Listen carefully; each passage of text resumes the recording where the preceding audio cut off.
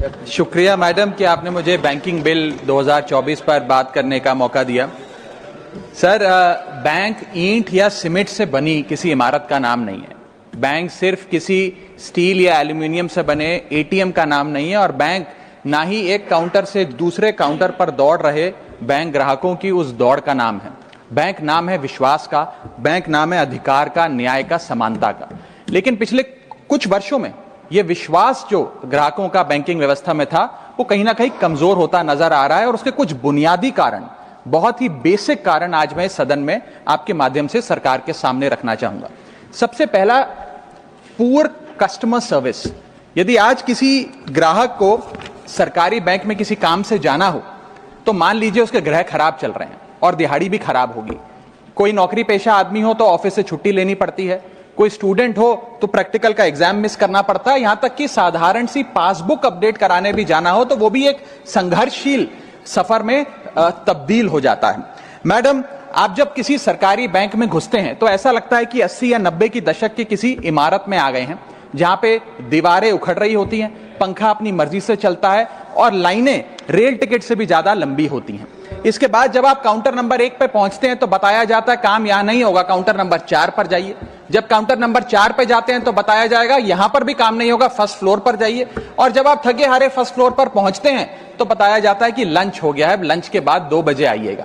2:15 पहुंचते हैं तो बताया जाता है कि लंच एक्सटेंड हो गया, अभी कर्मचारी गुलाब जामुन खा रहे हैं। यह व्यवस्था है कस्टमर सर्विस की एक सरकारी बैंक में। और आज हम जहां चांद पर पहुंच गए, यूपीआई से गोलगप्पे खरीद रहे हैं, लेकिन हमारी सरकारी बैंकिंग व्यवस्था 80-90 के दशक से बाहर नहीं आ पा रही है। अभी आरबीआई के गवर्नर ने हाल ही में एक प्रेस कॉन्फ्रेंस कर वित्तीय वर्ष 23-24 की रिपोर्ट जारी करते हुए कहा कि 95 शेड्यूल्ड कमर्शियल बैंक्स में एक साल में, एक वित्तीय वर्ष में 1 करोड़ से ज्यादा कस्टमर सर्विस से संबंधी कंप्लेंट्स आई हैं। और ये तो वो कंप्लेंट्स हैं जिन लोगों को पता था कंप्लेंट कैसे दर्ज करानी है और उन्होंने दर्ज कराई। न जाने ऐसी कितनी कंप्लेंट्स होंगी जो सिस्टम में कैद ही नहीं हुई।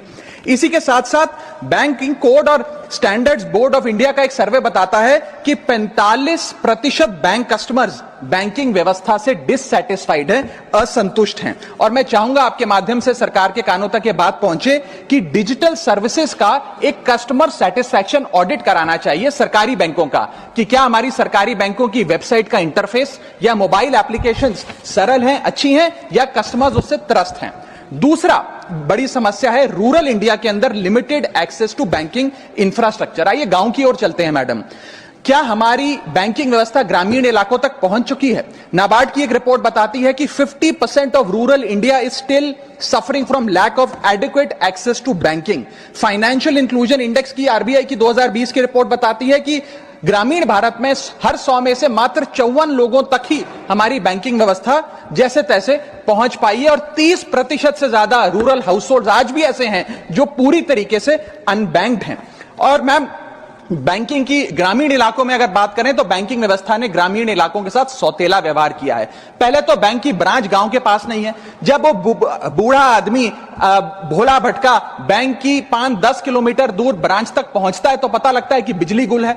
बिजली आ जाती है तो पता लगता है सर्वर डाउन हो गया है। सर्वर भी चल जाता है तो पता लगता है आधार सीडिंग में दिक्कत है, फिंगरप्रिंट मिसमैच हो रहा है, या बैंक अकाउंट की मैपिंग ही नहीं हो पा रही है। डॉक्यूमेंटेशन से लेकर कॉम्प्लिकेटेड फॉर्म से लेकर लैंग्वेज के चैलेंजेस तक ग्रामीण इलाकों में लोगों को झेलने पड़ते हैं। और सबसे ज्यादा बैंकिंग फ्रॉड भी गांव के भोले भाले आदमी के साथ होता है। इसी के चलते हमारे गांव का आदमी प्राइवेट निजी साहूकार के पास जाकर लोन लेना बेहतर समझता है, ना कि किसी बैंक के पास जाकर। और जब वे साहूकार के पास जाता है तो ना वहां पेपर वर्क होता है, एक इजियर एक्सेस होता है, फियर ऑफ बैंक और इलिटरेसी नहीं होता। बहुत बार तो मॉर्गेज पे भी कुछ नहीं रखना पड़ता, इसलिए वो साहूकार से ब्याज पे पैसा उठाता है। लेकिन साहूकार उसे मनमानी दाम पर वो ब्याज पर पैसा देता है। 60 से 80% सालाना का इंटरेस्ट रेट चार्ज करता है, जिंदगी भर के लिए उसकी गुलामी लिखवा लेता है, और वो बेचारा गांव का भोला भाला आदमी डेट ट्रैप में फंस के रह जाता है। मेरी तीसरी बड़ी समस्या जो मैं आज आपके सामने रखना चाहूंगा वो है साइबर फ्रॉड और digital frauds in the banking sector. Cyber frauds वर्ष 2023 में 75,800 घटनाएं सामने आई जो कि कंप्लेंट्स दर्ज हुई। वर्ष 2024 आते आते 75,000 से बढ़कर यह आंकड़ा 2,92,000 हो गया, यानी कि 285% के बैंकिंग फ्रॉड्स की घटनाओं में इजाफा देखा गया और 2100 करोड़ रुपए लोगों के इस बैंकिंग फ्रॉड के चलते जीरो हो गए, शून्य हो गए, उनका नुकसान हो गया। और सबसे ज्यादा कंप्लेंट्स इसमें यूपीआई रिलेटेड बैंकिंग फ्रॉड्स की आई हैं। मैडम, मैं आपको बताना चाहूंगा कि मनी थेफ्ट के साथ साथ उतना ही जरूरी है डेटा थेफ्ट। जब आप बैंक को पूरे विश्वास के साथ अपना डेटा देते हैं, अपना पैन देते हैं, अपना नाम, एड्रेस, डेट ऑफ बर्थ, तमाम चीजें देती हैं, क्या बैंक आपके डेटा को सुरक्षित रख पाता है? क्या बैंक वो जाने अनजाने में या डेटा चोरी के माध्यम से वो सारा हमारा डेटा मार्केटिंग कंपनियों के पास, क्रेडिट कार्ड कंपनियों के पास, लोन देने वाले, फ्लैट बेचने वाले लोगों तक नहीं पहुंचता? एक रिपोर्ट के मुताबिक 2019 में एसबीआई के 3 million customer account data leak हो गया और तमाम बैंकिंग हिस्ट्री लीक हो गई। 2021 में मोबीविक का 8.2 TB का केवाईसी डेटा ही लीक हो गया। 2021 में एक पेमेंट गेटवे जस्टपे का 100 मिलियन क्रेडिट कार्ड की पेमेंट डिटेल्स और रिकॉर्ड्स लीक हो गई। अब ये लीक है कि जाने अनजाने में डेटा शेयरिंग है, ये फैसला मैं आप तक छोड़ता हूं, लेकिन आपको इस डेटा लीक का भुगतान करना पड़ता है, आपको उसको भुगतना पड़ता है। और उसका सबसे छोटा सा उदाहरण है कि आए दिन आपको आपके बीवी, आपके माता पिता, आपके घर वाले फोन करके आपका हाल पूछे ना पूछे, मार्केटिंग कॉल्स वाले आपको रोज फोन करके कहेंगे कि आपका क्रेडिट कार्ड अप्रूव हो गया, आपका लोन अप्रूव हो गया, हमसे फ्लैट ले लीजिए, हमसे फलानी चीज ले लीजिए। इनके पास ये हमारा डेटा आता कहां से? एक बड़ा सवाल है। चौथी समस्या, हिडन चार्जेस और फीस। मैं चाहूंगा आपके माध्यम से ये नाना प्रकार के चार्जेस जो आज मैं सदन में लाया हूं, ये माननीय वित्त मंत्री जी तक पहुंचे, ताकि देश के आम आदमी की जो जेब बैंकिंग सिस्टम काट रहा है, उसे पता लगे, ग्राहक को भी और माननीय वित्त मंत्री जी को भी। पहला, मिनिमम बैलेंस पेनल्टी। यदि आप न्यूनतम बैलेंस नहीं रखते हैं तो 100 से 600 रुपए प्रति माह बैंक आपका काट लेता है। इस चार्ज को लगाने के बाद बैंकों ने वित्तीय वर्ष 22-23 में 3500 करोड़ रुपए मिनिमम बैलेंस पेनल्टी के नाम से लोगों से वसूले हैं। मैडम, दूसरा चार्ज, एक्स्ट्रा एटीएम यूजेज। आपको एटीएम ट्रांजैक्शन के लिए 2 से 3 की मोहलत मिलती है, 2 से 3 की इजाजत मिलती है बैंकों द्वारा। अगर आप चौथा, पांचवा ट्रांजैक्शन कर लें तो हर ट्रांजैक्शन पे 20 रुपए एटीएम चार्ज आपको देना पड़ता है। इनएक्टिविटी फी 100 से 200 रुपए सालाना, यानी कि अगर बैंक आप बहुत ज्यादा अपना अकाउंट यूज नहीं करते हैं तो बैंक इनएक्टिविटी के नाम पे भी चार्ज लगा देता है। फिर बैंक स्टेटमेंट आप मंगवाते हैं तो बैंक स्टेटमेंट इशुएंस चार्जेस के नाम पर आपसे 50 से 100 रुपए लेता है। फिर आप कहते हैं हमें एसएमएस अलर्ट के माध्यम से मेरे बैंक के खाते में क्या आ रहा है उसकी जानकारी मिले, तो एसएमएस अलर्ट चार्जेस के नाम पर भी प्रति क्वार्टर 20 से 25 रुपए आपसे लिया जाता है। ऑनलाइन पेमेंट करेंगे एनईएफटी की तो ट्रांजैक्शन फी भी ली जाती है। जबरदस्ती आपको पहले लोन बेचते हैं और फिर उसके बाद लोन प्रोसेसिंग फी के नाम पर 1 से 3% लोन अमाउंट का काट लेते हैं। और जब आपकी किस्मत ठीक चल रही हो और आप समय से पहले अपना लोन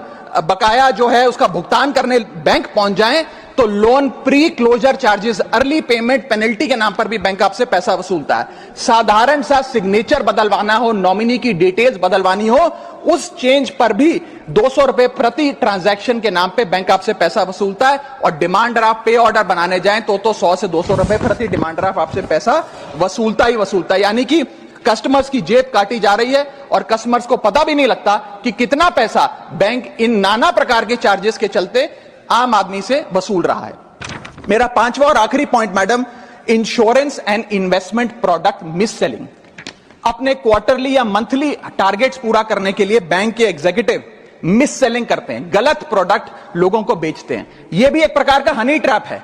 मीठी मीठी बातें कर कर भोले भाले मासूम लोगों को ऐसे प्रोडक्ट्स बेच दिए जाते हैं जिनकी जरूरत उन्हें है ही नहीं। IRDAI, insurance regulatory development authority of India की एक रिपोर्ट बताती है कि 3.5 लाख सालाना कंप्लेंट्स में से 20% कंप्लेंट्स सिर्फ और सिर्फ मिस सेलिंग की, गलत प्रोडक्ट बेचने की उन्होंने दर्ज करी हैं। सेबी की एक रिपोर्ट बताती है कि 30% इन्वेस्टर मिसलीडिंग इंफॉर्मेशन का शिकार हैं। और म्यूचुअल फंड्स की मदर बॉडी, जिसे association of mutual fund of India कहते हैं, वो बताती है कि 23%, मैं खत्म कर रहा हूं मैडम, 23% इन्वेस्टर ऐसे हैं जिनके पास वो प्रोडक्ट्स हैं जो उनके रिस्क प्रोफाइल और फाइनेंशियल गोल से मेल ही नहीं खाते हैं। तो मैडम, मैं इन सारे जो समस्याएं बताई हैं उसके माध्यम से समाप्त कर रहा हूं। बस इतना ही कहना चाहूंगा कि ये बड़ी बुनियादी समस्याएं हैं जो आज इस देश का एक आम अकाउंट धारक, एक आम आदमी सफर कर रहा है। मैं चाहूंगा माननीय वित्त मंत्री जी इन बुनियादी सुविधाओं का, इन बुनियादी समस्याओं का समाधान दे। बहुत बहुत शुक्रिया। श्री निरंजन बख्शी, माननीय सदस्य